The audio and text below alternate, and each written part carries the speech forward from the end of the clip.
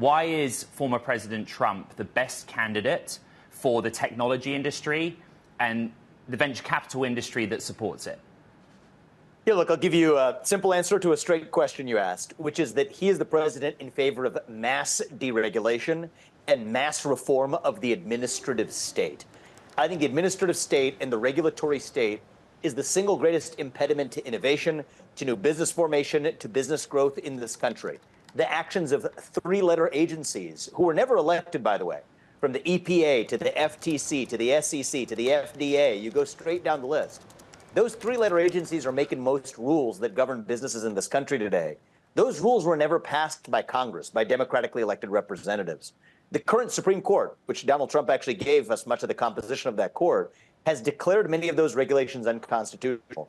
And Donald Trump has made clear that he wants to go in and not just incrementally tinker around the edges of that bureaucracy, but really to shake it down to its small core that it should have been in the first place. And so I think that's the case I would make to technology investors, to entrepreneurs, that Donald Trump is going to be the president who stands for taming in that regulatory state, which currently acts as a wet blanket on the economy and innovation in particular. Vivek, could I ask, as an extension of that, is there a specific area, be it crypto, be it electric vehicles, be it space, that you feel former President Trump is most focused in the list of priorities? Well, I think that he's more focused on an overall American revival. All of those fit on the list. I think energy is big on the list for Donald Trump. Reviving the production of American energy. All forms of energy where America can be the leader, Donald Trump favors it. Drilling, fracking, areas where America can actually establish energy abundance, that's what Donald Trump favors. And especially in this era of AI and the increasing demands for electricity, for power, for energy, that's particularly important for the United States to remain competitive. You think about baseload power generation for the electric grid. Coal and natural gas are key inputs. A lot of Democratic policy has been hostile to both of those. Anti-fracking policies, anti-coal policies. By contrast, Donald Trump's pro-energy policies are not just good for bringing down energy prices, though that's important, but also for powering and fueling the future generation of AI-based technology revolutions that are going to require cheap and abundant energy inputs. So that's one example, but I could go into each of the areas you named, and I'd be happy to do that. We had a venture capitalist, well-known founder in the area of AI and social. We had Reid Hoffman on the show yesterday. Now, he, of course, favors the other side of the equation and Harris's run for the administration, wanting consistency, wanting a steady hand, but also is worried about sort of forms of retribution. Can you just take a listen to what he said yesterday? Sure. Trump in Trump presidency 1, his early presidency has shown a certain amount of grifter capitalism. It's like trying to penalize his opponents using the instruments of state. Will there be any penalization of those who've voiced against him, Vivek?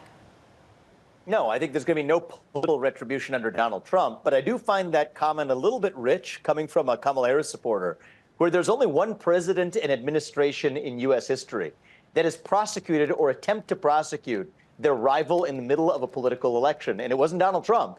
It's the party that Donald Trump is running against, Joe Biden and Kamala Harris. So I think this idea of a steady hand, I also want to give some airtime to this. The idea that Kamala Harris is going to be some kind of steady hand when she has reversed her position in a matter of months on central questions, whether she favors bans on offshore drilling, whether she favors a ban on fracking, whether she favors universal health care. All of these are positions that she held very shortly before running for U.S. president, that in a matter of months, foundational questions about energy policy to health policy that have changed in a matter of months, I don't think is a strong case for a so-called steady hand.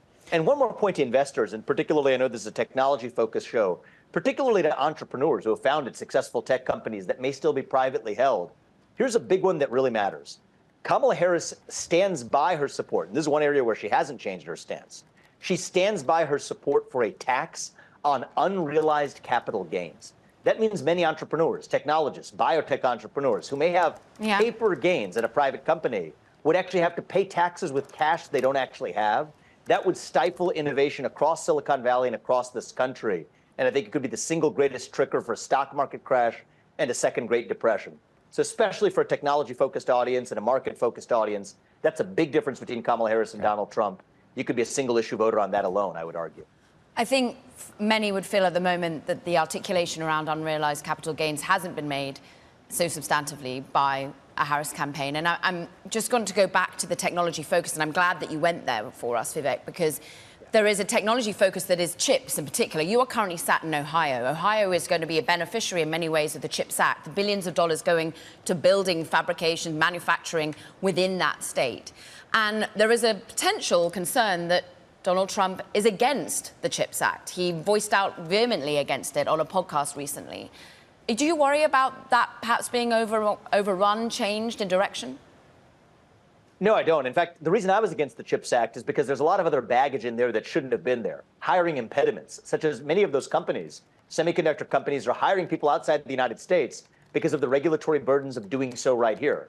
There was also extra baggage in changing the way the National Science Foundation, the NSF, makes grants on the basis of race and gender and other criteria that don't relate to merit. So that's the problem with Washington, D.C., is every time they pass one of these laws, the Inflation Reduction Act or the CHIPS Act, there's so much other baggage they sneak into there that it dilutes the original vision or purpose of the act in the first place. You want to foster semiconductor production in the United States, as I do? Here's how we do it. Mass deregulation that lifts those regulatory constraints in the United States. And I will tell you, the reason NVIDIA has become a multi-trillion-dollar company is not because of the CHIPS Act. It's because of booming demand for chips led by the advent of AI and the recent revolution in the AI boom that we've seen. Vivek. And that lowering of the cost of capital is far more valuable for semiconductor companies than the incremental money in the pocket of the largesse that came from the CHIPS Act. That's my view on the matter. Vivek, may I just jump in on that point on NVIDIA? Sure. NVIDIA, not in isolation, but many of the chip companies have had their access to the China market impacted by those export controls. And simply put, China is the biggest end market for consumer electronics, but critically important for cloud. Are you able to explain to our audience former President Trump's position vis-a-vis China on key American companies being able to do business in that market? Well, I'll give you a base principle that I hope people can agree with regardless of partisanship. We should not depend on our adversary for our own national security. You know, talk about chips, 40% of the semiconductors feeding our Department of Defense, including the Army, Navy, Air Force, actually come from China. That doesn't make any sense for our own military industrial base, our own military stockpiles to depend on our adversary to provide them. God forbid we're in a conflict scenario, and that's something that nobody wants, for sure.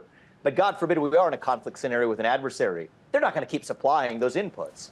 And so I think it is sensible policy, and I don't care if you're a Republican or a Democrat, for the United States to say in sectors critical to our national security, at least for our own military industrial base, we should not be dependent on our chief adversary. And I think that's sensible policy. Donald Trump, I think, above all, one of the things I like about him, he's a businessman, but also a pragmatist when it comes to these foreign policy dealings. He was respected, and I think that put the U.S. in a stronger position in a lot of those negotiations. Mr. Ramaswamy, there was some interest in you. When I said on social media you were coming on the show, we got a number of questions from the audience, but I'm going to put one to you, if that's okay. Sure. One user says, please ask him how much of his own money was spent on his campaign, I think a reference to your early run as a candidate. Has it given you an acceptable ROI, and what was the exposure and network effect for you in doing this, supporting former President Trump?